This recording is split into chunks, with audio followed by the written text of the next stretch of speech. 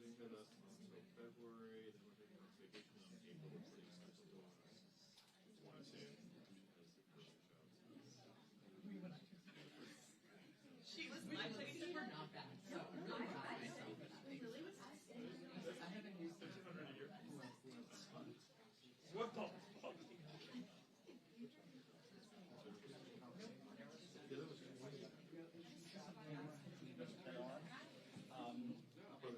So I don't know, or you can take big chunks of it, or whatever you guys would be interested to do. I said,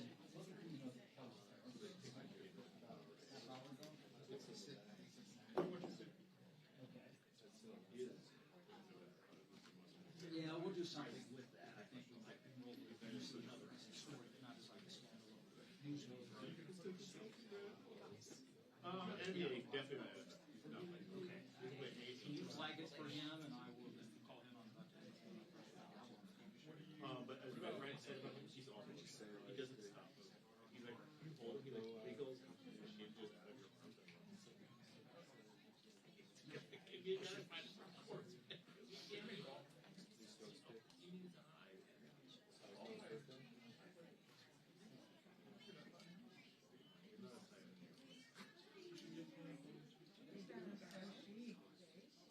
There's only one. He's a giant. You think LeBron's got? Look at how big this kid is. He is 13 months old. He's gonna be dunking into like a fucking 4-year-old. The sweatshirt he's wearing is from 40. He's sitting in a high chair. He can sit in a regular chair and still be fine. I don't know how this happened. Like, I don't understand. Like, is your wife back? No. I mean, I guess he's just having some deep, like, making decisions. Half of his words are wrong. So it doesn't like he speaks. I love to have him like talk about the weather. I can't talk about your wife? That was her first name. So she speaks my mother-in-law speaks. So it's not specific words, but he knows moon. His son says the 49. Daddy, that's what he's called. So you your mother. So she's playing with him. So she's done. They're actually, it's actually not happening. For 2 years. Yeah.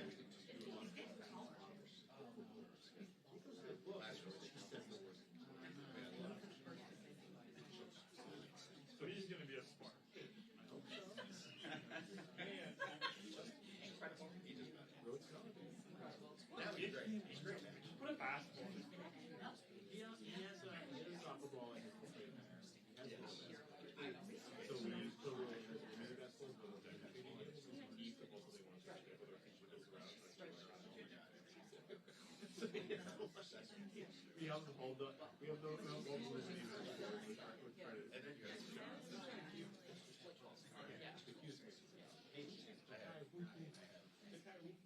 five different stories. And what about the video? Is that because who sounded like this two cameras.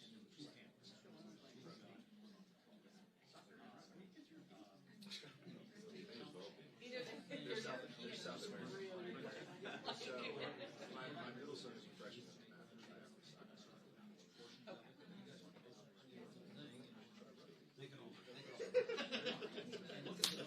Everyone in the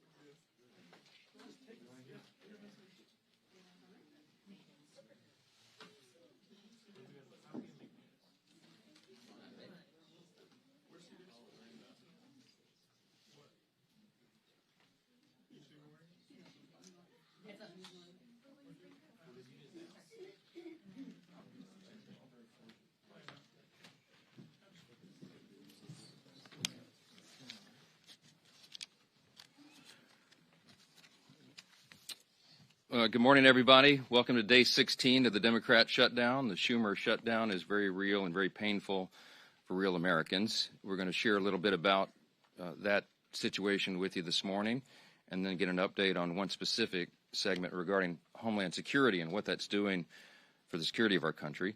If you're keeping count, 9 times the Senate Democrats have voted to keep the government closed. All the House Democrats except one voted September 19th to shut it down. So this is 10 total times now that Democrats in Congress have voted to close the government.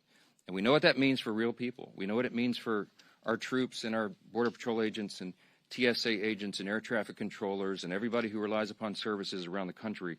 It's very real. And so today marks yet another day of American families feeling the very real personal and economic strain of this reckless decision that our Democrat colleagues keep making. They want the United States government to remain closed, and they seem not to care about the pain that it's causing. They have offered no plan. They have offered no strategy. They have offered no common sense path forward for ending this situation.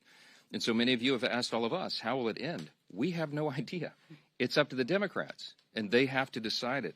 And judging by their outrageous behavior, the Democrats appear perfectly happy to keep the political theater going while real people suffer. And that's why House Republicans made the responsible decision for our members to spend this week in their districts working for the people. They're helping their constituents. They're helping the American people navigate the mess that the Democrats have created. Staying back to work with our constituents was a decision that we made.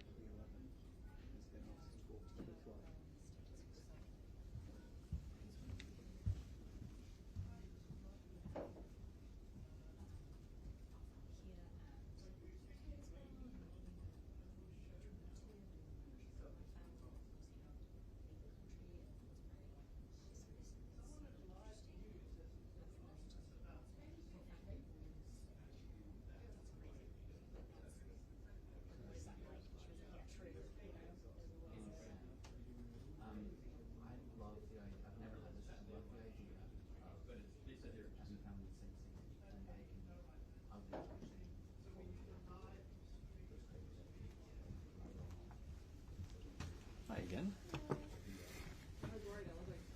It's a 20 past, right? Oh, okay. Charlie had said 20. It slips, but maybe they moved stuff.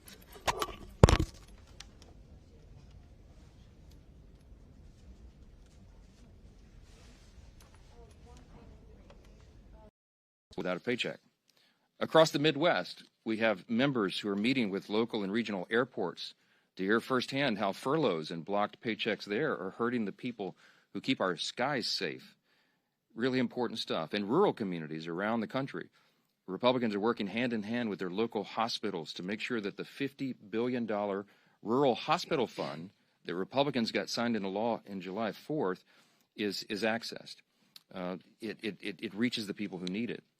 And they're doing that work while the Democrats are demanding to kill that essential fund that is in their counterproposal for the CR, one of the many outrageous things they claim they want to do. And everywhere across America right now, we're helping small business owners and farmers and ranchers and service coordinators navigate frozen loans and delayed emergency funds and growing uncertainty about how to keep serving their communities. So all across the country, Republicans are dealing with the very real and painful consequences facing real Americans. Now, that's happening on the Republican side. And what's happening on the Democrat side? You can see it for yourself. Compare what I just told you with what they're doing. Look at their own behavior. Look at their actions. Don't listen to the words that people are saying. Look at what they're doing. Chuck Schumer and Democrats over the last 10 days, here's a small sample of their activity, okay? We've seen performative stunts and TikToks and photo shoots across every inch of this Capitol. We've seen Democrats actually toast themselves on the balcony of the DCCC last night, while their colleagues voted in the Senate to keep the government closed for the 10th time. We've seen not one but two failed publicity stunts right outside my own office, the latest of which ended in a congresswoman storming the entrance and berating a Capitol police officer who, by the way, is protecting her without pay. And last night, we even saw, I didn't see it, many of you saw it, CNN host the first socialist town hall where Bernie Sanders and AOC said the quiet parts out loud. They don't know what they want to end the shutdown. They couldn't provide a single viable solution for the mess that they themselves have gleefully created. And by the way, those are the real leaders of the Democrat Party. We all know it, AOC and Bernie. Good luck with that. And amid all that, Chuck Schumer is actually bragging that every day gets better for his party. As you know, that is his words, not ours. All this would be laughable if it didn't come at the cost of American families, and it really is deadly serious. If it were up to Republicans alone, we would not be in this mess. We'd be up here negotiating and debating openly and transparently on the issues impacting Americans' lives. But as I've said repeatedly, Democrats slammed the brakes on legislative business when they decided to shut down the government for their partisan political purposes. The progress we made on appropriations and the conversations that were underway on the COVID-era Obamacare subsidies and all those issues, all that sits at a standstill until Democrats reopen the government. As soon as 5 Senate Democrats come to their senses and break ranks and turn the lights back on, House Republicans are anxious to get back to legislative session and to pick up our unfinished business. We have a lot yet to do. Until then, I'll continue to share the facts from this podium every morning to try to get this message directly to the American people. Republicans will continue serving on the job in our communities on behalf of the American people that we represent. I'm going to conclude this morning by saying this again. There's an incredible contrast right now between the two parties that could not be more clear. As we say here every day, this is not your grandfather's Democratic Party. It truly has become the far left, Marxist left, that are running that whole operation. And it has real effects on real people. And I just want you to, I'll highlight again the split screen of what we're seeing. In America right now, there are two diametrically opposed visions for the country, and you should look at the actions of elected officials and not their words. And what are the actions? President Trump and Republicans are delivering for the American people. We have cut their taxes. We are removing red tape and regulations to get the economy humming again. We have ended the border crisis, virtually 0 crossings in the last 4 months under President Trump. We are ending the crime crisis around America, taking heroic measures to make sure that happens. We're cutting fraud, waste, and abuse out of government and making government more efficient and effective for the people. And right now, President Trump is resolving international conflicts, restoring peace through strength around the globe. That's just a small sampling of what's been done by Republicans in the last 9 months. And what have Democrats done the last 9 months? On the split screen, look at the other side. They've shut down the government. I mean, I don't know what else to say. Put all the gimmicks and the talking points aside and look at the indisputable facts and evidence of what is happening right here. There could not be a stronger contrast between the two parties. And I don't know how more simply we can say that. With all that, I'm really happy to introduce our good friend from New York. Chairman Andrew Garbarino is the chair of our House Committee on Homeland Security, and he's here with us this morning to tell us a little bit more about the grave consequences of the Democrat shutdown on America's national security. It could not be more serious than it is right now. Andrew, go ahead. Thank you, Speaker. Sure. Thank you, Speaker, and Leader Scalise and Chairman McClain. Thank you all for being here today. The Senate Democrats' decision to shut down this government for cheap political points lacks any common sense and is undermining the Department of Homeland Security's core mission, as well as the people tasked with upholding it. Nearly 95% of DHS's workforce is considered essential, and that's rightfully so. But that means they're at work right now, and they're not getting paid. More than 63,000 CBP personnel, including U.S. Border Patrol, are continuing their steadfast commitment to securing our borders. More than 61,000 TSA personnel are continuing their mission to protect the traveling public and keep the skies safe. More than 8,000 Secret Service personnel are still carrying out their no-fail mission to safeguard our nation's leaders. More than 49,000 U.S. Coast Guard personnel are serving to protect our maritime borders. I'm grateful that President Trump and Secretary Noem are taking steps to ensure that the Coast Guard personnel are getting paid, just like our military during the shutdown. And I appreciate the department's continued work to support frontline law enforcement officers. I think, though, it's also very vital that we ensure that TSA security officers are compensated as well. Just because the government shut down doesn't mean people aren't still flying. We owe all of these men and women at DHS a debt of gratitude for their continued service. But the shutdown is not just about personnel. It's undercutting our Homeland Security posture. A lapse in government funding prevents DHS from moving forward with critical new investments that enable us to stay ahead of rapidly evolving threats. New contracts are put on hold, and proactive engagements with security partners are postponed. Shutdowns also disrupt the disbursement of vital grants from the Homeland Security Department to our state and local law enforcement partners. This undermines preparedness efforts and makes our communities less safe. Voting against the CR also, the Democrats have allowed crucial DHS authorities to expire. One of those is the Cybersecurity Information Sharing Act of 2015. Without that, 90% of our critical infrastructure is owned by private companies. They can't communicate with us right now. They can't tell us when there's a cyber attack because this lapsed. Every second we go without the ability for them to share that information makes us less safe. They've also the counter drone authority has also lapsed. That was in the CR. Without this in place, agencies may not be able to swiftly take down malicious drones before they threaten U.S. airspace. There are dozens more. In short, this shutdown is making our country less safe. And I implore Senate Democrats to do the right thing and reopen the government now. With that, I would like to bring up Leader Scalise. Thank you. Well, you just heard a very stark, grim reality from Chairman Garbarino of what Chuck Schumer's shutdown is doing to our nation's ability to protect the homeland. The Department of Homeland Security is one of the most critical in terms of our ability to keep Americans safe here at home. And they're doing incredible work. And, fortunately, like Chairman Garbarino said, 95% of the employees are deemed essential, but they're on the job not getting paid. But beyond that, he also pointed out grants are not going out. The sharing of information on things like cybersecurity is not happening. These are real devastating consequences of Chuck Schumer's shutdown. And nobody on the Democrat side can still articulate the reason why they're doing it beyond the obvious. And the obvious reason is Chuck Schumer being scared for his political future. Scared from who? From AOC. And last night, as the speaker mentioned, we saw two of the Democrat Party leaders, Bernie Sanders and AOC, at a forum, town hall, whatever you want to call it, on CNN. And they were laughing, they were guffawing like it's some kind of game. In fact, when AOC was pressed to say, what is it that y'all are shutting the government down over?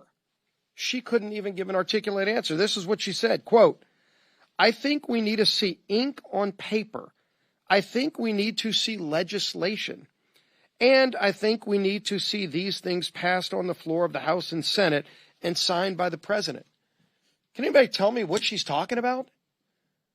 I mean, they filed an alternative bill that everybody knows is not serious, $1.5 trillion in new spending to do, among other things, to gut the Rural Hospital Fund, the $50 billion that we put in place, the largest investment in rural hospitals in our country's history. They want to gut that to give free health care to illegals. That's not going to happen, and that's not a serious proposal. But in fact, when you get back to the heart of the question, and that is Chuck Schumer fighting for his political life in New York, they did ask AOC that question. Are you going to primary Chuck Schumer? And she laughed, and Bernie tried to bail her out of the question, but ultimately she wouldn't give a direct response to that, because that's really what this shutdown is about.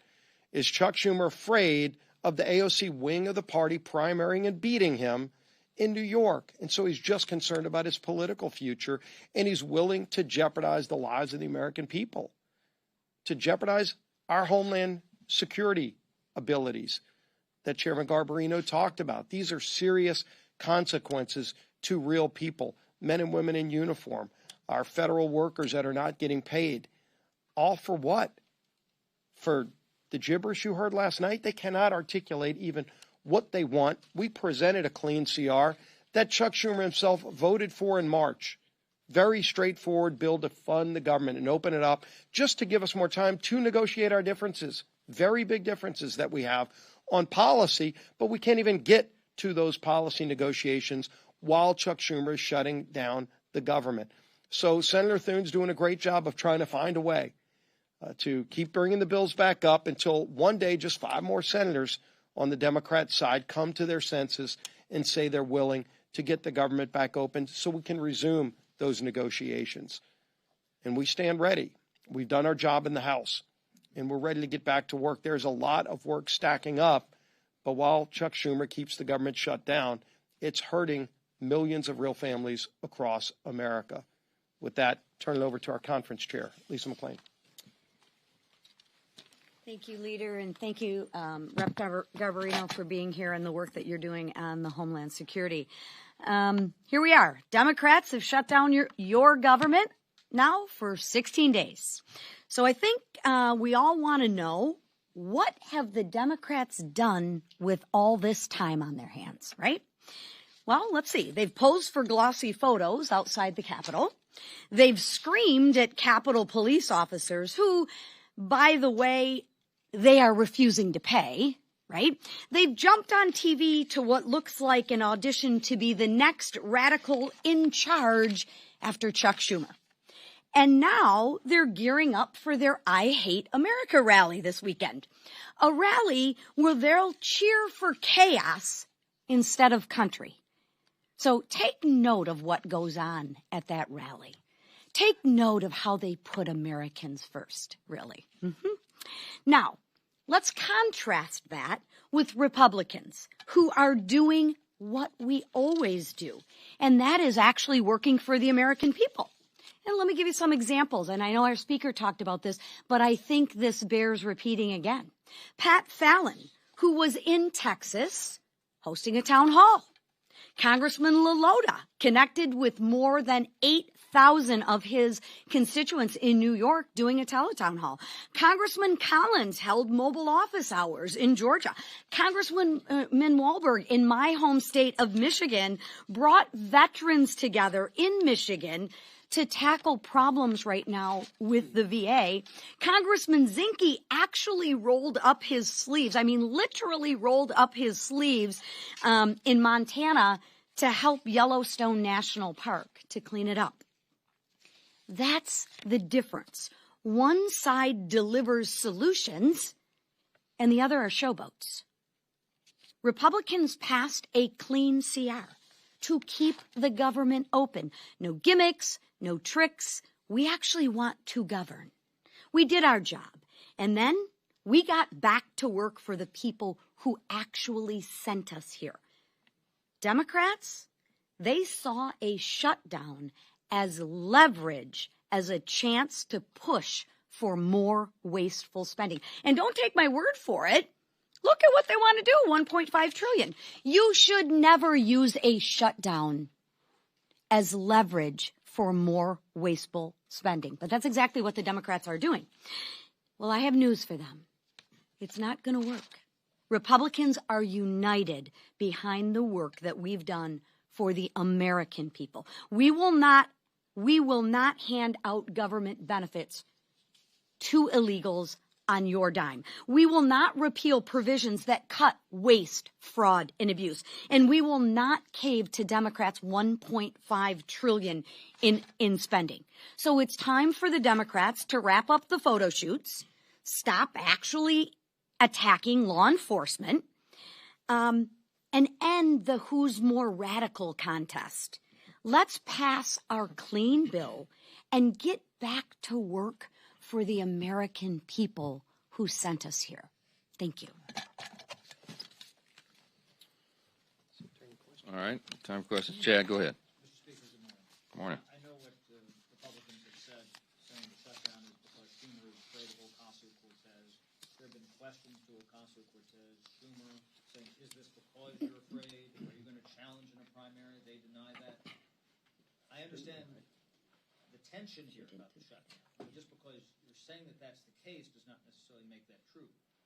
When they deny that, why should we continue to say, okay, it's because of They're worried about their left flank, or Schumer's worried about Ocasio-Cortez challenging him in a primary. Well, look, I'll be intellectually consistent and tell you don't listen to what politicians say. Look at the actual evidence. I can put on my evidence here. First, Exhibit A is what AOC actually said last night. She did not disclaim that she was running against Schumer, and there's a lot to talk about that. You don't have to take my word for it. Most of you have written about that. But then also look at the evidence. Exhibit B would be what happened in March. And when we began all this, and I think at the first or second day of the shutdown, I brought you a magazine cover that I had on a big stack on my desk, the Washington Examiner, and it was a cartoon depiction of Chuck Schumer leaving the Senate with a box with all his belongings as if he'd been fired, and he had this shameful look on his face. And all the House Democrats were drawn behind him, screaming at him, holding up signs saying he was a traitor, etc. And that's the abuse he took from the far left corners of the base after he did the right and responsible thing, by his own words, not mine, the right and responsible thing to pass the continuing resolution in March. We have the identical product on the table today. What has changed? Don't take our word for it. Just go look. The only explanation for this is that Chuck Schumer does not want to face the heat and the scrutiny and the abuse that he took in March for doing the right, responsible thing by the far left voices in his party. When Bernie and AOC get the full stage for a CNN, the first socialist town hall, I hope they're proud of themselves. They are the voices of the party. I mean, they are. Look, Mamdani is on path, shockingly, sadly, frighteningly, to become the elected mayor of the largest city in America, the once cradle of capitalism. There is a Marxist rise in the Democratic Party, and the old guard, and I'm saying old guard, Chuck Schumer's been here for 44 years, okay? He is not the flavor of the month. And he knows that he's going to get a challenge. If it's not AOC, it'll be another disciple of Mamdani or somebody like that. They all know that. Ask Hakeem Jeffries why he has not openly endorsed Mamdani for the mayor of New York. He's in a real bind because Hakeem Jeffries, while he's a far left progressive politician, he's not a communist. But you have to aspire, you have to say, you have to stand for the farthest left ideas, socialism, communism, Marxism right now, to be in favor in the Democratic Party. This is not your grandfather's Democratic Party. They wouldn't recognize it. And that's the dynamic that Chuck Schumer is dealing with, and that's why he's drawn the line right here. He had to show a fight, and everybody knows it. It is plainly on display. Yes.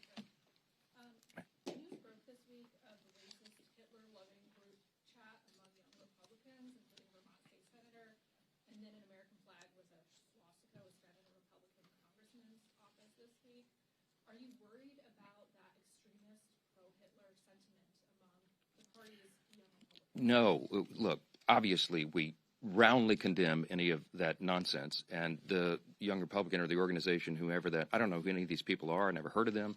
Somebody posted a photo of me standing next to these guys. We were in tuxedos. Obviously, I think it was at the inauguration, and people were just coming up and asking for selfies with 1,000 of them. I don't know. I've never heard of that person in my life.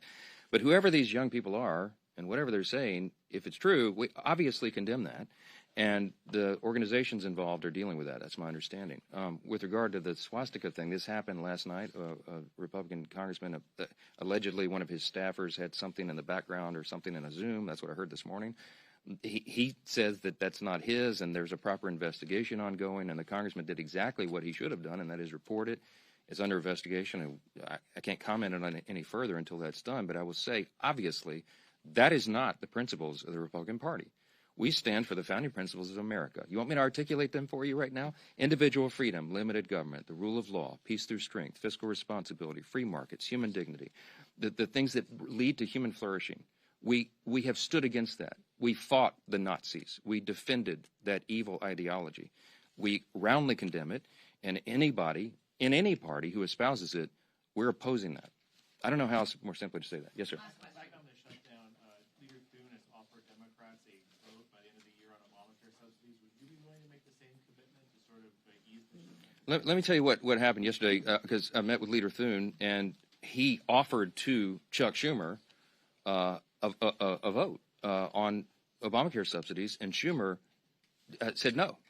that happened. Asked Leader Thune about it, because they wanted a guaranteed outcome.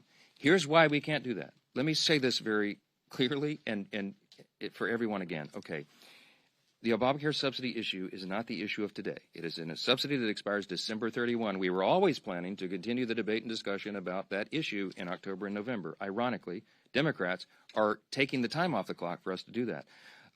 it's a very complicated, complex matter. There are no income caps on that. By the way, did you know if you're a hardworking taxpayer, middle-class earner, and your family's struggling to put food on the table, did you know that you are subsidizing wealthy people's health care with that subsidy? You probably didn't.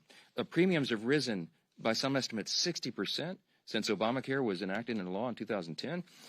There's no way to repeal and replace it because it's too deeply ingrained right now. We have to improve it. Republicans are the ones with the ideas to increase access to care, the quality of care, and bring down the cost. Not the Democrats. They're the ones that gave us this problem, and they're the ones that have made it so expensive.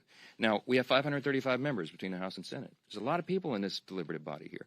That's a very complicated issue. It's not something that 4 people can go into a back room and guarantee an outcome on. It can't be done. It was not possible to be part of the CR, and it is not feasible. It's not appropriate to be on the CR.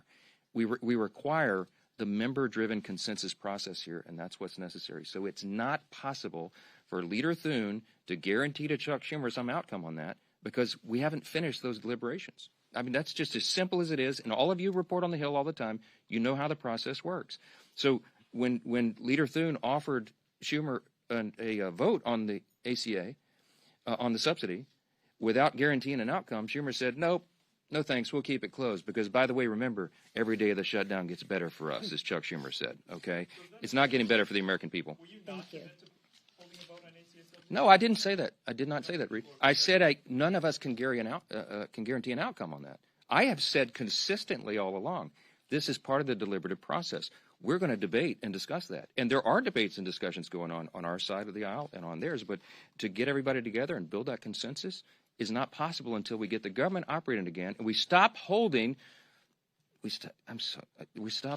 get very upset about that. We stop holding the American people hostage for these ridiculous political games. People see what's going on here. We should not have Border Patrol agents not paid right now because Chuck Schumer wants to pay political games to cover his tail. I don't know how much more simply to say that, and every single one of you know that's exactly what's going on. I don't like being Mad Mike. I want to be Happy Mike. I want to be the happy warrior, but I am so upset about this. God bless America. We're done. Thanks.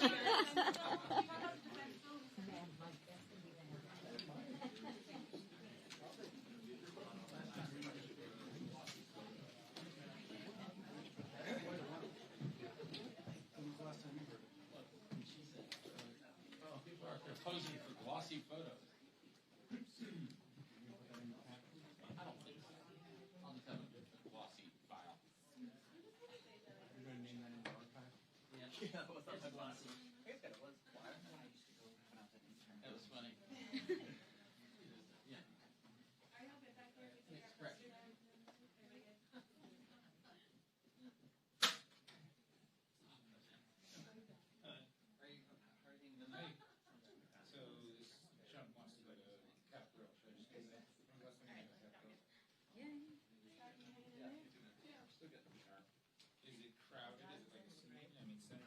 Hi, Scotty.